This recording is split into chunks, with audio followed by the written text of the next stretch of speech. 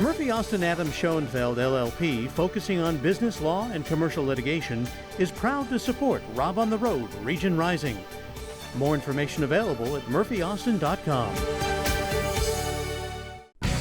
And now, Rob on the Road, exploring Northern California.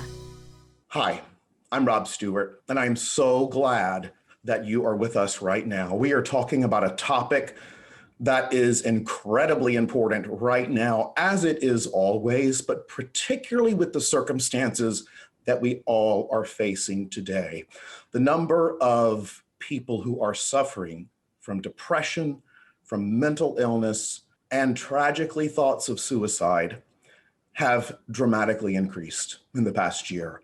And today I want to bring on someone who is a very wise and sage person when it comes to talking about issues that can save people's lives. Dr. Rick Grant-Coons joins us now on Rob at Home. Rick, it is so great to see you. Good to see you too, Rob. Thank you for having me. First, I want to talk to you about what you are seeing in your practice, in your psychology practice. Tell me about what you're seeing with your patients, and are we seeing locally what we're hearing nationally from the CDC and from the NIH about mental health? Very much. What I'm seeing the most is fatigue. It's been a very long year. The required amount of coping that works under these circumstances is more than I know I've personally ever experienced. And I know the people I'm talking to, it's a very different world that we're in. And dealing with it, getting through it,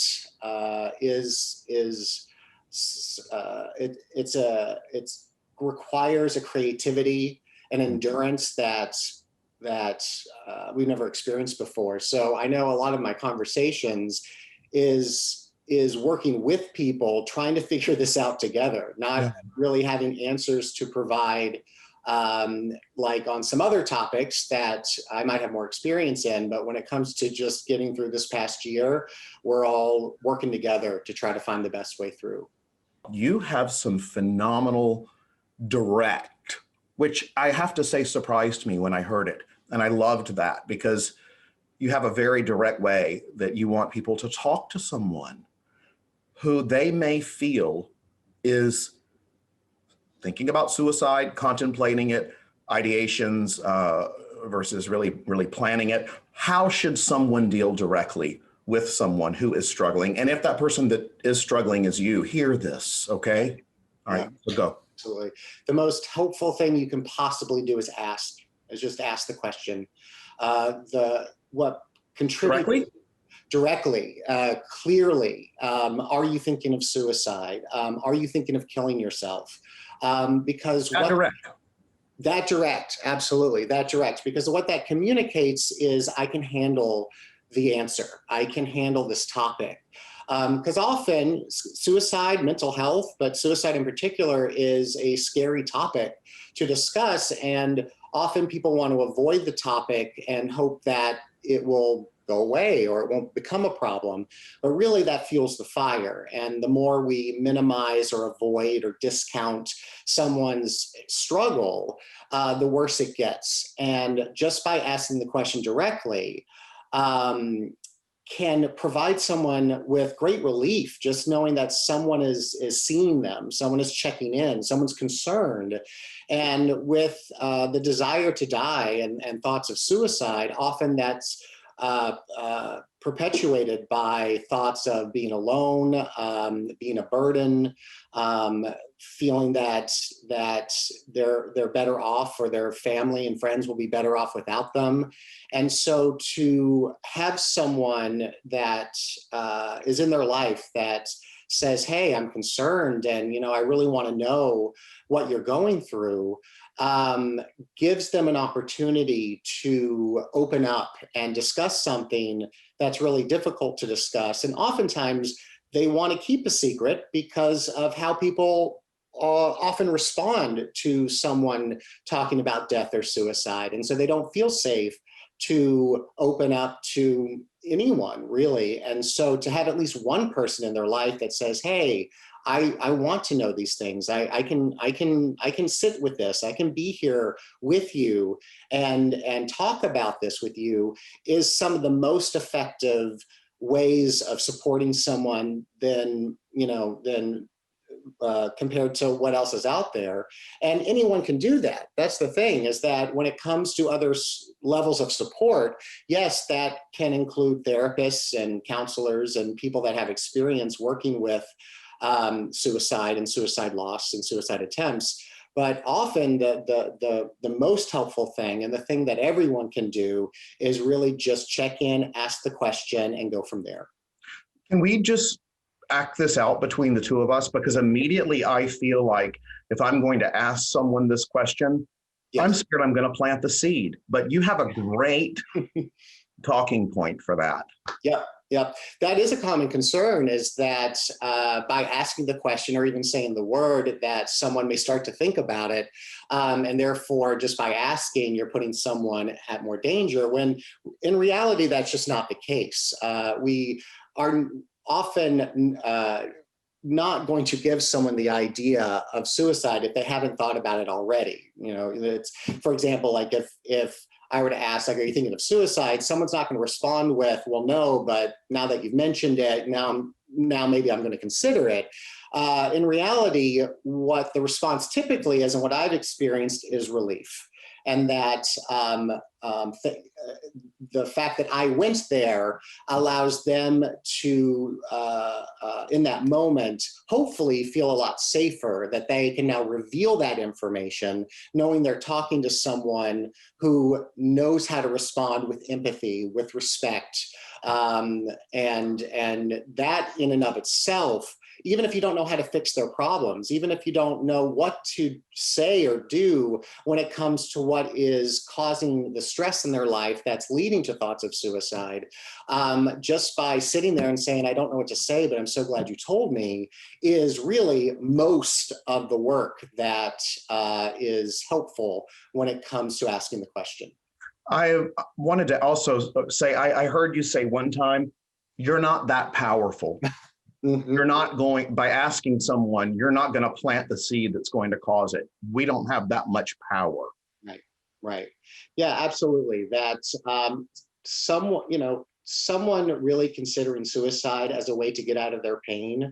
That's something that's been typically present in their life for quite a bit. It's not something typically someone gets to impulsively. That it's something that they've considered, they've thought about, and so as a concerned friend or family member, by asking the question, it's not going to bring them from not thinking of suicide at all to now all of a sudden going, wow, now that you've asked the question and the thoughts in my mind, now it is something I'm really considering. It's just not something that we can make people do, really. What about someone saying, are you thinking about hurting yourself? Great question. Or here's another one. Do I need to be worried about you? Exactly. That the way those questions can be problematic is that you won't necessarily get the answer that you're really looking for. For example, if you say something like, are you thinking of hurting yourself? Well, that answer could be yes if it's self-harm behaviors, but self-harm behaviors are not necessarily suicide. Self-harm behaviors can be more of a coping mechanism to relieve some pain. So you're hearing yes, but they're not really thinking about suicide. Whereas the answer could also be no to that question, but what they're saying is that they're not going to feel hurt, they're not going to feel pain, they're going to die by suicide or attempt suicide in a way that's not painful, like an overdose, for example. And so you're not guaranteed to get the answer that you're really looking for. And it also is communicating a hesitancy about the topic, and also communicating that the answer I really want is no. Right? Like if I'm saying something like, are you thinking of doing anything? Or, I'm concerned about you. Are you thinking of harming yourself? Then that person is picking up that, okay, this this person doesn't want to hear me say yes, because then they might panic, they might not know what to do. So I'm just going to say no to relieve them so that they can hear the answer that they want to hear and we can get out of this conversation. We see, and I love that discussion with you, Rick, because as I'm talking about it with you, I understand the importance of a direct question. Mm-hmm. And while it may seem direct, it needs to be, because we are searching for direction when it comes to where that's going to go. We have seen all across the board depression and suicide affecting people throughout the past year. I did read a study, and I'm curious about your thoughts on this, that 1 in 4 young adults, and this was from the CDC, since coronavirus, since the outbreak, have struggled with severe depression. 1 in 4. And first of all, your thoughts on that? It's a sad truth that when it comes to 15 to 24-year-olds, suicide is the second leading cause of death in this country. And that was before the pandemic. And so it's already been a very difficult challenge when it comes to figuring out what's causing that, how to help those those young people that are struggling with thoughts of suicide, since it already was at a unacceptable level before the pandemic, and then now with not being able to see friends or go to school and being home all the time, and with living with family that is, anybody growing up will have their challenges, and challenges growing up, with typical family issues. However, when you can't leave and you're there 24 hours a day, 7 days a week, and everyone could be working from home and going to school, and you just don't have that space or those breaks that allow you to get your other needs met and other relationships that you can enjoy, it's just makes the days even tougher to endure. And day after day after day, month after month of this, for all families, and especially for young people, have just exacerbated the challenge more than it's ever been. And it still, even with all age groups, if I'm not mistaken, is a leading cause of death. Yeah. You mentioned with families or being isolated with your family or from your family, in this time when so many people are divided, and it's deeper this time, it feels, with that division with families, because they have been driven apart with politics being at center stage. And then you see these people who are struggling just constantly at odds with each other about the political stage. And underneath that, we're missing the emotional stage, which is just horrifying. What are your thoughts? It, I think, really demonstrates what happens to us all when there's such a lack of empathy. I think that's a lot of what we're seeing when it comes to the conflict and the hostility, with the division that we're experiencing, is an inability to really slow down and just walk in someone else's shoes for a little bit, even if you don't agree with them or understand them, that's okay. There's just so much that is helped by taking some time just to experience the world through someone else's eyes. It gives you perspective, it gives you some patience, it gives you less judgment, and allows us to try to, probably what I would believe is it would allow us to work toward common goals much more effectively, if we could stop seeing each other as the other, as someone that is the enemy, and instead look at each other as fellow humans that are trying to survive the best they can, and that we all know pain, we all know connection or disconnection, there's so many fundamental human qualities and experiences that we all share, that if we can at least start from there, and understand and connect with people on those levels, then perhaps from there we can build build on that with some of the more challenging issues that, we'll never agree on everything, but at least we can move forward and figure out a way for all of us to find a way to enjoy our lives and create the lives that we want without trying to make other people's lives harder. It's so interesting to hear you talk about that. It's almost like the perfect storm. During this past year. Yeah. We have all seen so much focus on who we like, who we are for, instead of how we like and how we are for each other and how we love, instead of who we love. And this focus to how really needs to, in my opinion, just re-emerge, because it has ripple effects that are deadly. I recently got a call from somebody out of state who said, I just have I don't have anywhere to go. I have no one to help. I can't get an appointment at a doctor's office or a therapist, and I have nowhere to go. And I said, well, you have somewhere. You called me. And it's a starting point. Pick up the phone and call somebody, anywhere. I also want to talk about the suicide survivors support group. Yeah. Take that.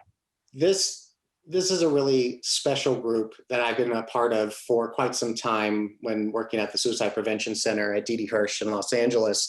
They were developing, before I got there, they began developing a support group for suicide attempt survivors.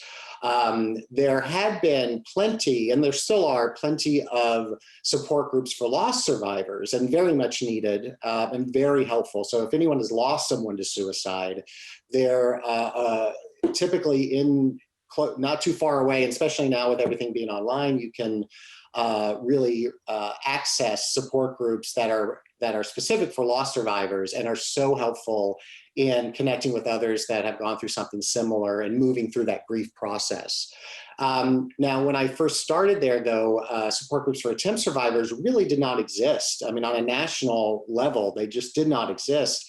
And I think from the research that had been done at the time, and what we continued to learn, was the stigma around mental health, the stigma around suicide, but also the stigma around surviving a suicide attempt was just affecting the available resources that were out there. Just people, even in the mental health and suicide prevention community, were hesitant to look at creating these resources. And a lot of it had to do with just fear and working with those that have not only survived a suicide attempt, but maybe on the verge of thinking about it again, since a high risk factor for a suicide attempt is having survived a previous one or knowing someone that died by suicide or attempted. So the working with this population can bring up a lot of anxiety for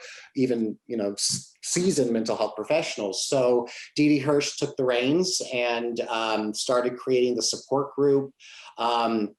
And over the years, developing this group that was an 8-week group, structured so that it had some curriculum. And if anything, the most important thing it did was provide connection. And that's what I experienced a lot running these groups, was seeing people that had all had a history of surviving a suicide attempt, at least one, some people multiple attempts. And for the first time being in a room where they felt seen and heard and not judged, and they could relate with everyone else in the room, and that safety that brought and that connection that brought, and how healing that was to find that space.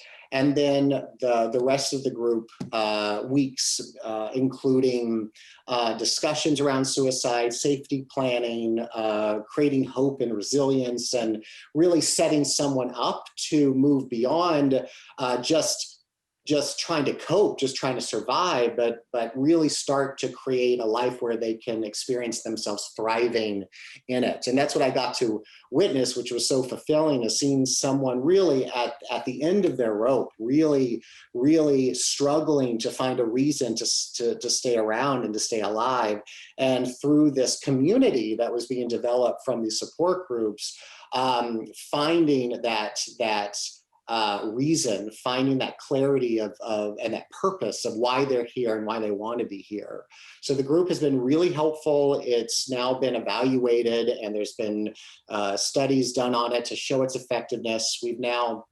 I'm still a part of working with the Suicide Prevention Center, training other facilitators, therapists to run these groups all over the country. We've been all over from Georgia and Canada and Montana, and wherever anyone would have us, we would go and do this 2-day training so that other people could start running this group. And now we have groups all over the country that are happening, and we're about to roll out all throughout California an online version, since all of this had been done in person up until the pandemic. And so now we're going to roll out an online version where we're going to work throughout California. And then when we see how that works, where the next step is to do it in Florida, so that we can have a different area and see what their results are from doing the groups in Florida. And then hopefully after that, with the success we're hoping to have rolling out these groups, then we can take it nationwide. That's fantastic. Mm-hmm. I love that. That's really good, Rick. Mm-hmm. And I love that when you said someone finally feels seen. Yeah. You mentioned stigma in that last discussion. And what I have learned is that stigma equals silencing someone, that then leads to hearing from that issue 10 times louder. Yeah. Mm-hmm. So when you stigmatize, you temporarily silence. Yeah. But whatever you're silencing will be heard a zillion times louder. Yeah. Because you can't silence someone's pain forever. Yeah, and at a certain point, whether we want it to or not, it will explode forward. And those are the very things we're trying to avoid, the repercussions of that. Those are the things that nobody wants. And so if we can minimize the stigma, and really the way to achieve that is to have the conversation and to destigmatize the conversation so that it's not silenced and it's not building up with pain and pressure, but that it can be dealt with at more manageable levels, so that it never gets to that crisis level, but it gets to a more manageable level, which is the goal really in suicide prevention work, is not necessarily eradicating all thoughts of suicide, but allowing someone the capability of coping and managing thoughts of suicide so that they feel safe and they feel capable of taking care of themselves, no matter what they may think on some days that we have tough days, that life can get tough sometimes, and that's to be expected. And so we just need the abilities to know that even when we're feeling really down and in pain and we want to give up, that we've learned some ways to endure that, rise out of it, and be even stronger moving forward. Final words of wisdom, anything you want to share? Or that you feel must be shared. Right. I think the biggest takeaway from our talk today, and what I really want people to know, is that suicide is an issue and is the issue that it is today because of our avoidance of it. With the 10th leading cause of death in this country, it would make sense that it's something we would really want to address and talk about, especially for our young people who are much higher risk for attempting suicide. And so not be afraid, that we can start having this conversation in ways that are safe, that are helpful, and that if we just kind of open up to it, we're going to save a lot of lives just by being willing to have a conversation about something that can be tough to talk about. That's exactly why I wanted to have you on today. Rick, thank you so much. Absolutely. I appreciate your wisdom and your sage advice. Dr. Rick Grant-Coons in Sacramento, thank you for sharing your wisdom and your hope. Thank you so much. Thank you for having me, Rob.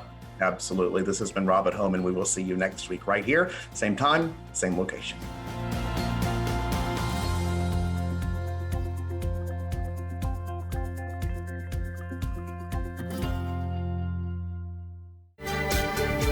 Murphy Austin Adams Schoenfeld LLP, focusing on business law and commercial litigation, is proud to support Rob on the Road, Region Rising. More information available at murphyaustin.com.